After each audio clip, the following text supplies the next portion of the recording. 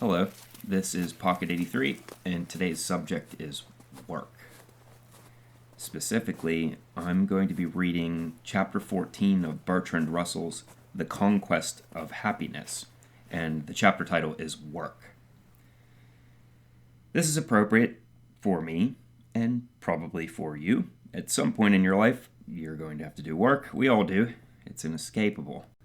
So, I'll throughout probably pepper this with a little bit of my own commentary. If I do, I'll announce it by saying Pocket 83 here.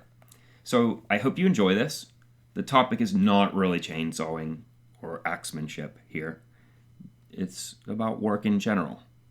So I just figured I'd give you some captivating video to stare at while you think about Russell's words. In case you're unfamiliar with Russell, he was something of a philosopher and mathematician. He lived a long life, almost 100 years, and he died shortly before I was born. So because he lived in such a different age, a different culture, he can give us a lot of insight into what it was like to live at that time. And surprisingly, lots of it doesn't seem too much different from today. Anyway, let's get started. I hope you enjoy this. Whether work should be placed among the causes of happiness or among the causes of unhappiness may perhaps be regarded as a doubtful question. There is certainly much work which is exceedingly irksome, and an excess of work is always very painful. I think, however, that provided work is not excessive in amount, even the dullest work is to most people less painful than idleness. There are in work all grades, from mere relief of tedium up to the profoundest delights, according to the nature of the work and the abilities of the worker. Most of the work that most people have to do is not in itself interesting, but even such work has certain great advantages. To begin with, it fills a good many hours of the day without the need of deciding what one shall do. Most people, when they are left free to fill their own time according to their own choice, are at a loss to think of anything sufficiently pleasant to be worth doing. And whatever they decide on, they are troubled by the feeling that something else would have been pleasanter. To be able to fill leisure intelligently is the last product of civilization, and at present very few people have reached this level. Moreover, the exercise of choice is in itself tiresome. Except to people with unusual initiative, it is positively agreeable to be told what to do at each hour of the day, provided the orders are not too unpleasant. Most of the idle rich suffer unspeakable boredom as the price of their freedom from drudgery. At times they may find relief by hunting big game in Africa, or by flying round the world. But the number of such sensations is limited, especially after youth is past. Accordingly, the more intelligent rich men work nearly as hard as if they were poor, while rich women, for the most part, keep themselves busy with innumerable trifles, of whose earth-shaking importance they are firmly persuaded. Work, therefore, is desirable, first and foremost, as a preventative of boredom. For the boredom that a man feels when he is doing necessary though uninteresting work is as nothing in comparison with the boredom that he feels when he has nothing to do with his days. With this advantage of work, another is associated, namely that it makes holidays much more delicious when they come.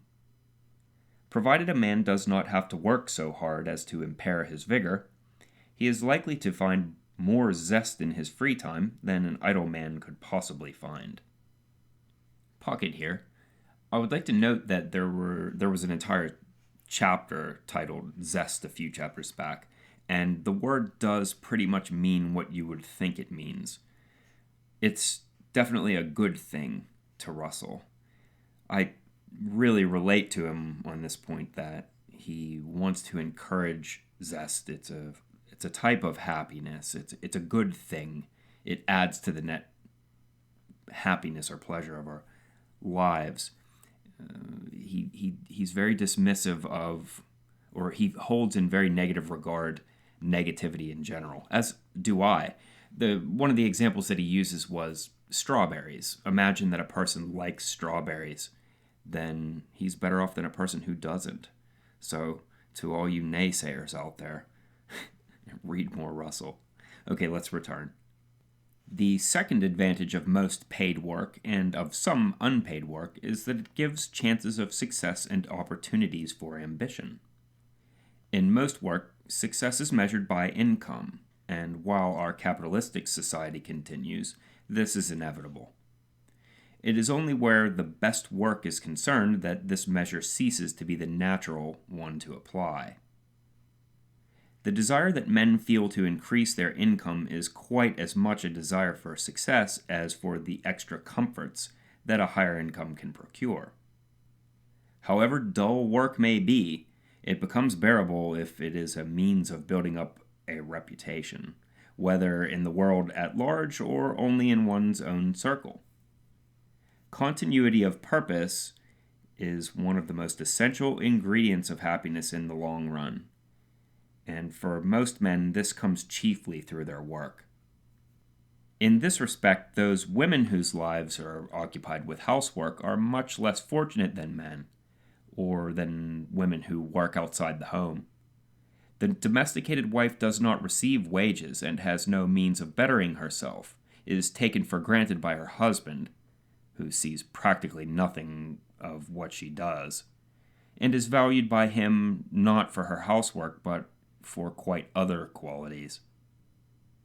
Of course, this does not apply to those women who are sufficiently well-to-do to make beautiful houses and beautiful gardens and become the envy of their neighbors.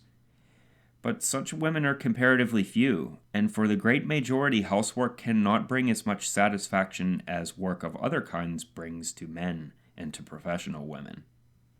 The satisfaction of killing time and of affording some outlet, however modest, for ambition, belongs to most work, and is sufficient to make even a man whose work is dull happier on the average than a man who has no work at all.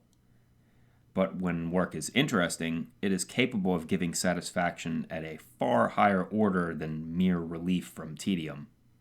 The kinds of work in which there is some interest may be arranged into a hierarchy. I shall begin with those which are only mildly interesting and end with those that are worthy to absorb the whole energies of a great man. Two chief elements make work interesting. First, the exercise of skill, and second, construction. Every man who has acquired some unusual skill enjoys exercising it until it becomes a matter of course, or until he can no longer improve himself. This motive to activity begins in early childhood. A boy who can stand on his head becomes reluctant to stand on his feet. A great deal of work gives the same pleasure that is to be derived from games of skill. The work of a lawyer or a politician must contain in a more delectable form a great deal of the same pleasure that is to be derived from playing bridge. Here, of course, there is not only the exercise of skill, but the outwitting of a skilled opponent. Even where this competitive element is absent, however, the performance of difficult feats is agreeable. A man who can do stunts in an aeroplane finds the pleasure so great that for the sake of it he is willing to risk his life. I imagine that an able surgeon, in spite of the painful circumstances in which his work is done, derives satisfaction from the exquisite precision of his operations. The same kind of pleasure, though in a less intense form, is to be derived from a great deal of work of a humbler kind. All skilled work can be pleasurable, provided the skill required is either variable or capable of indefinite improvement. If these conditions are absent, it will cease to be interesting when a man has acquired his maximum skill.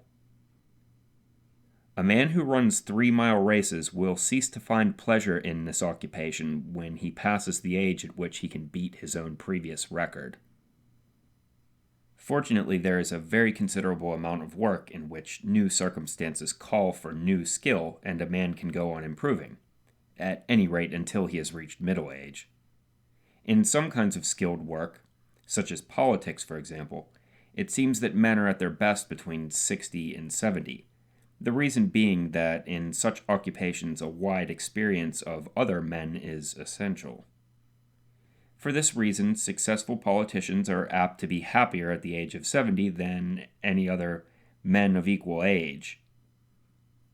Their only competitors in this respect are the men who are the heads of big businesses. There is, however, another element possessed by the best work, which is even more important as a source of happiness than is the exercise of skill. This is the element of constructiveness. In some work, though by no means in most, something is built up which remains as a monument when the work is completed. We may distinguish construction from destruction by the following criterion. In construction, the initial state of affairs is comparatively haphazard, while the final state of affairs embodies a purpose. In destruction, the reverse is the case. The initial state of affairs embodies a purpose, while the final state of affairs is haphazard. That is to say, all that is intended by the destroyer is to produce a state of affairs which does not embody a certain purpose. This criterion applies in the most literal and obvious case, namely the construction and destruction of buildings. In constructing a building, a previously made plan is carried out, whereas in destroying it, no one decides exactly how the materials are to lie when the demolition is complete. Destruction is, of course, necessary very often as a preliminary to subsequent construction. In that case, it is part of a whole which is constructive, but not infrequently a man will engage in activities of which the purpose is destructive without regard to any construction that may come after. Frequently he will conceal this from himself by the belief that he is only sweeping away in order to build afresh, but it is generally possible to unmask this pretense, when it is a pretense, by asking him what the subsequent construction is to be. On this subject it will be found that he will speak vaguely and without enthusiasm, whereas on the preliminary destruction he has spoken precisely and with zest. This applies to not a few revolutionaries and militarists and other apostles of violence. They are actuated, usually without their own knowledge, by hatred. The destruction of what they hate is their real purpose, and they are comparatively indifferent to the question what is to come after it. Now, I cannot deny that in the work of destruction, as in the work of construction, there may be joy. It is a fiercer joy, perhaps at moments, more intense, but it is less profoundly satisfying, since the result is one in which little satisfaction is to be found. You kill your enemy, and when he is dead, your occupation is gone, and the satisfaction that you derived from your victory quickly fades. The work of construction, on the other hand, when completed, is delightful to contemplate, and moreover is never so fully completed that there is nothing further to do about it. The most satisfactory purposes are those that lead on indefinitely, from one success to another, without ever coming to a dead end. And in this respect it will be found that construction is a greater source of happiness than destruction. Pocket here again. This is back to that strawberry thing. I think it's a pervasive theme in some of Russell's writing that if you search him on YouTube, you'll find this old interview. It's in black and white. It's from a long time ago. And it really gives you some insight into the man. He's pretty old at the time of the interview. And I remember he says in it that love is wise. Now, it's easy to become cynical in life, or even just downright negative. And you might find yourself asking yourself, why shouldn't I just destroy? Why shouldn't I just run amok? Why shouldn't I just do what I want? What are the constraints on me what really are the things that keep me an ethical creature? And after all of this introspection and all of this work, this lifetime of philosophical and mathematical logical rigor, Russell comes to the conclusion that good it's good to love. That's pretty profound to me, and I also find it, well, it's a light at the end of the tunnel, isn't it? Because it's very easy to be deconstructive. It's very easy to look at something and say what's wrong with it. But it's very much more difficult to offer up something constructive, something positive to say. And if we can keep that in our heads as we go forward, if we can keep that thought always on the back burner, our brains will rewire in such a fashion that makes us change our outlook for the good, for the better. I think it's an improvement that we can make, and a profound insight from Mr. Russell. Okay, let's return. Perhaps it would be more correct to say that those who find satisfaction in construction find it in greater satisfaction than the lovers of destruction can find in destruction. For if once you have become filled with hate, you will not easily derive from construction the pleasure which another man would derive from it. At the same time, few things are so likely to cure the habit of hatred as the opportunity to do constructive work of an important kind. The satisfaction to be derived from success in a great constructive enterprise is one of the most massive that life has to offer, although, unfortunately, in its highest forms it is open only to men of exceptional ability. Nothing can rob a man of the happiness of successful achievement in an important piece of work, unless it be the proof that, after all, his work was bad. There are many forms of such satisfaction. The man who, by a scheme of irrigation, has caused the wilderness to blossom like the rose enjoys it in one of the most tangible forms. The creation of an organization may be a work of supreme importance. So is the work of those few statesmen who have devoted their lives to producing order out of chaos, of whom Lenin is the supreme type in our day. The most obvious examples are artists and men of science. Shakespeare says of his verse, quote, "So long as men can breathe, or eyes can see, so long lives this."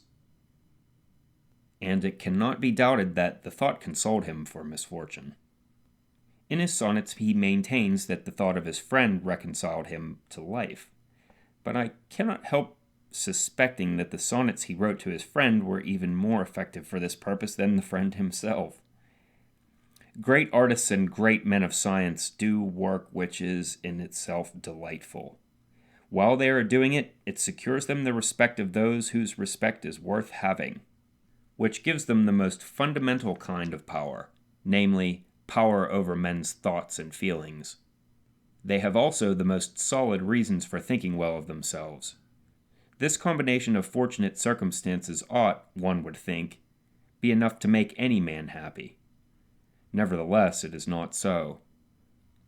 Michelangelo, for example, was a profoundly unhappy man, and maintained, not, I am sure, with truth, that he would not have troubled to produce works of art if he had not had to pay the debts of his impecunious relations. The power to produce great art is very often, though by no means always, associated with a temperamental unhappiness. So great that, but for the joy which the artist derives from his work, he would be driven to suicide. We cannot, therefore, maintain that even the greatest work must make a man happy. We can only maintain that it must make him less unhappy. Pocket here again. I can't help but notice that he's touching on a Buddhist concept here, the idea of suffering. It's not really suffering as we think of suffering as we think of suffering in English. It's more like an uneasiness, an inability to find perfect satisfaction, to be perfectly content. This feeling of uneasiness, it compels us forward. It gives us artistic drive. It makes us keep going and keep working. But if we're really looking to suppress the uneasiness through work, then our efforts are in vain, because we will never realize perfect satisfaction. It's just part of the human condition, I'm sorry to say. But you can make peace with it. Good luck with that. Okay, let's go back. Men of science, however, are far less often temperamentally unhappy than artists are. And in the main, the men who do great work in science are happy men, whose happiness is derived primarily from their work. One of the causes of unhappiness among intellectuals in the present day is that so many of them, especially those whose skill is literary, find no opportunity for the independent exercise of their talents, but have to hire themselves out to rich corporations directed by Philistines, who insist upon their producing what they themselves regard as pernicious nonsense. If you were to inquire among journalists in either England or America whether they believed in the policy of the newspaper for which they worked, you would find, I believe, that only a small minority do so. The rest, for the sake of a livelihood, prostitute their skill to purposes which they believe to be harmful. Such work cannot bring any real satisfaction, and in the course of reconciling himself to the doing of it, a man has to make himself so cynical that he can no longer derive wholehearted satisfaction from anything whatever. I cannot condemn men who undertake work of this sort, since starvation is too serious an alternative. But I think that where it is possible to do work that is satisfactory to a man's constructive impulses without entirely starving, he will be well advised from the point of view of his own happiness if he chooses it in preference to work much more highly paid, but not seeming to him worth doing on its own account. Without self-respect, genuine happiness is scarcely possible, and the man who is ashamed of his work can hardly achieve self-respect. The satisfaction of constructive work, though it may, as things are, be the privilege of a minority, can nevertheless be the privilege of a quite large minority. Any man who is his own master in his work can feel it. So can any man whose work appears to him useful and requires considerable skill. The production of satisfactory children is a difficult constructive work capable of affording profound satisfaction. Any woman who has achieved this can feel that as a result of her labor, the world contains something of value which it would not otherwise contain. Human beings differ profoundly in regard to the tendency to regard their lives as a whole. To some men it is natural to do so, and essential to happiness to be able to do so with some satisfaction. To others, life is a series of detached incidents without directed movement and without unity. I think the former sort are more likely to achieve happiness than the latter, since they will gradually build up those circumstances from which they can derive contentment and self-respect, whereas the others will be blown about by the winds of circumstance, now this way, now that, without ever arriving at any haven. The habit of viewing life as a whole is an essential part both of wisdom and of true morality, and is one of the things which ought to be encouraged in education. Consistent purpose is not enough to make life happy, but it is an almost indispensable condition of a happy life. And consistent purpose embodies itself mainly in work.